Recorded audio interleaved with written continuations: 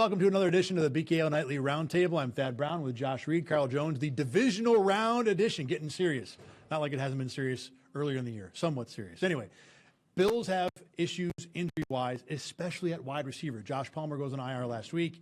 In the last 2 days, we find out Gabe Davis and Terrell Shavers both suffered torn ACLs, done for the year.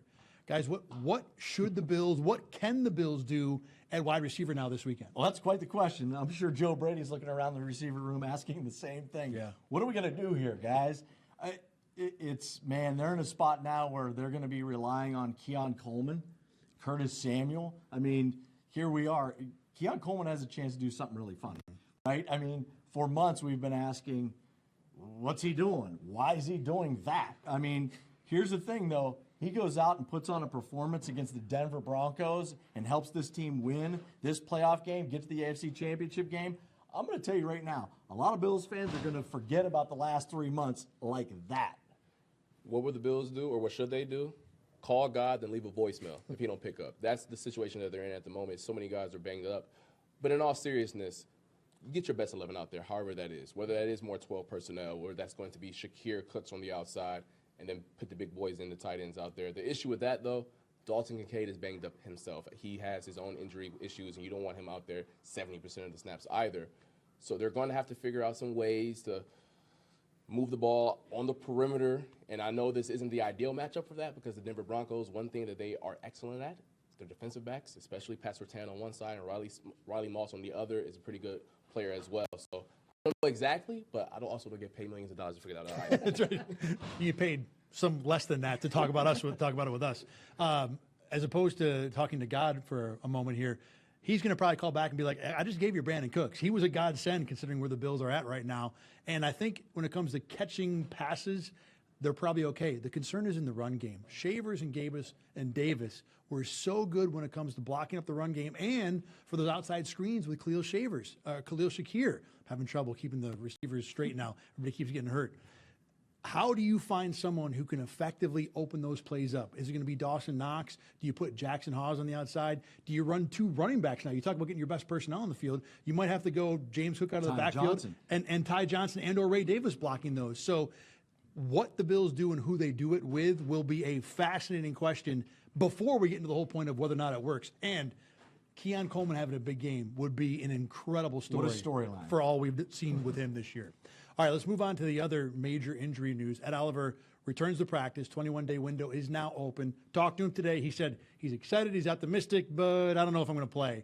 And my read on it, and I know people are going to ask, is I don't think he's going to be available this week. But if it were you, or if you want to play the what I think the Bills will do game, would you push Ed Oliver on the fence this week? Well, I think if it were me, I'd be really tempted, knowing that you're so close to getting to that AFC Championship game. Will they? I don't think they will. We've seen time and time again when it comes to injuries, the Bills tend to slow play it. And that's a benefit and kind of a credit to the organization and taking care of their players. I don't think so. You know, what it comes down to is, look, maybe you get a pass rush from a guy like Joey Bosa, and then we wouldn't be sitting here talking. If Joey Bosa has a big game against Jacksonville, gets to the quarterback a few times, we're not sitting here going, they got to get Ed Oliver back on the field. I know it's interior pass rush versus exterior, but at the same time, I would not rush him back. I'd be tempted to, but I wouldn't do it. I know a lot of people are going to say, well, he has all offseason to heal up. Why can't he go out there and play for 60 minutes? I know a little something about the human anatomy and all that. Soft tissue injuries is a little different from like a broken bone, so that's a little bit different in terms of, oh, he can rush out there and heal up all offseason. No, I promise you he ain't trying to be on vacation in another sling dealing with a torn bicep.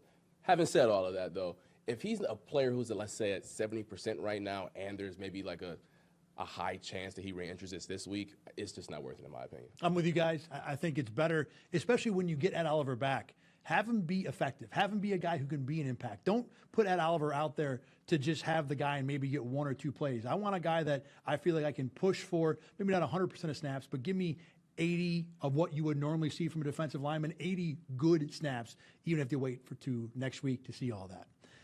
To see next week, the Bills are going to have to get through the Broncos. That means defending quarterback Bo Nix, who the Bills saw last year as a rookie in the playoffs, as a second-year quarterback. How much of a threat do you think Nix is right now in general and this weekend against Buffalo? I think part of that equation and that question is Sean Payton, because Sean Payton, he seems to pull all the right strings. I mean, he's been there, done that.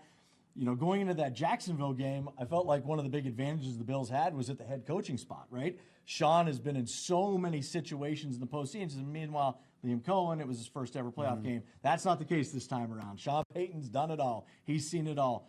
So when you're talking about Sean McDermott and what he was able to do against Trevor Lawrence, Sean Payton's going to look at some of that stuff and help Bo Nix kind of distinguish exactly what Sean McDermott's trying to do. If I'm the Bills, am I extremely threatened and paranoid that Bo Nix is just going to throw for 400 yards? Absolutely not. I think if you are the Bills, stylistically, Bo Nix is the type of player that they usually have their way with, that they usually have a lot of success with. The one caveat to that, though, this year they have been dominant in the fourth quarter. They've been one of the teams this year. They being the Broncos. The Broncos, that is. Especially Bo Nix. He's been nails, especially leading the Broncos to several game-winning drives. And I think it kind of goes back to how frenetic of a quarterback he is. When he's just able to just let it rip and play loose, when they're up-tempo, he's a much different quarterback. But I don't know, something weird. When you watch the Broncos back, like the first 3 quarters of the game where they're just lollygagging up to the line of scrimmage and hey, he's calling it out there, it just feels like everything's moving too fast for him. But then 2-minute drill, fourth quarter when everything is, I guess, fast around him, but it slows down in his brain, he's a much different quarterback. So I think first 55 minutes, I don't think they have a problem. But if the game's close in the last 5, it's weird to say a second-year quarterback has that aura to him.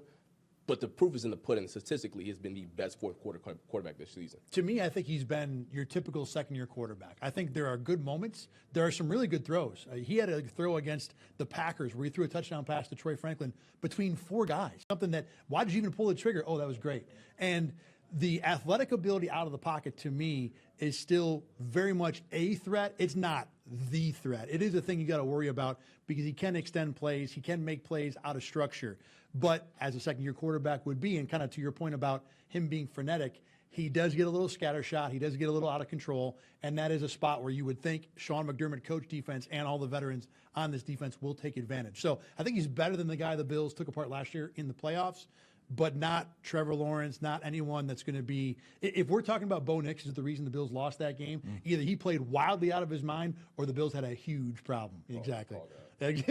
Right. All right, that's going to do it for this edition of the BKL Nightly Roundtable. For Carl and Josh, I'm Thad. Let's go back to you.